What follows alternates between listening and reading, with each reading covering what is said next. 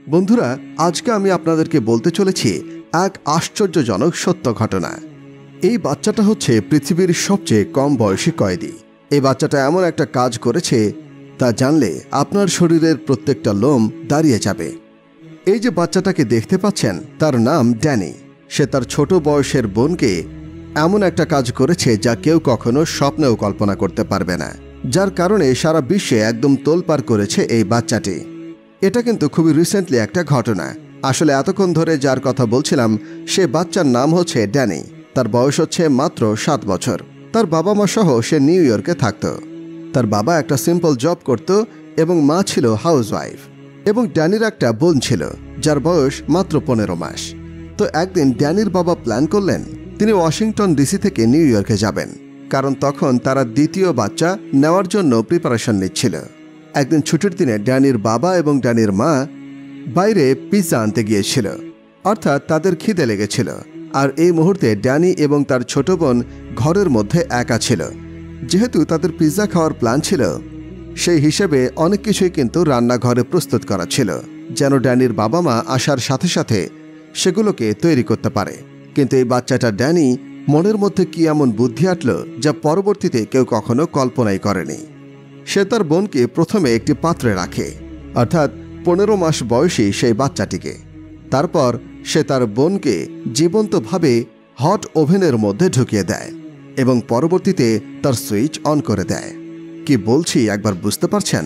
মাত্র 15 মাস বয়সী একটি বাচ্চাকে সে জীবন্ত অবস্থায় ওভেনের মধ্যে ঢুকিয়ে চালু করে দেয়, যে ওভেনে মূলত রান্না করা হয়।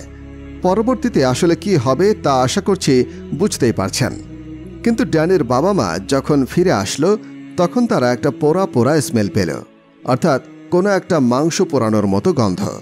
প্রথমে তারা তেমন একটা খেয়াল করেনি, কিন্তু পরবর্তীতে ড্যানির মা যখন দেখে যে ড্যানির বোন বিছানায় নেই এবং ড্যানির সাথেও নেই, তখনই সন্দেহ করে এবং পরবর্তীতে তারা হট ওভেনটি খুলে ভিতরে যে অবস্থা দেখে তা কোনো বাবা মাই কোনো সময় দেখতে চাইবে না।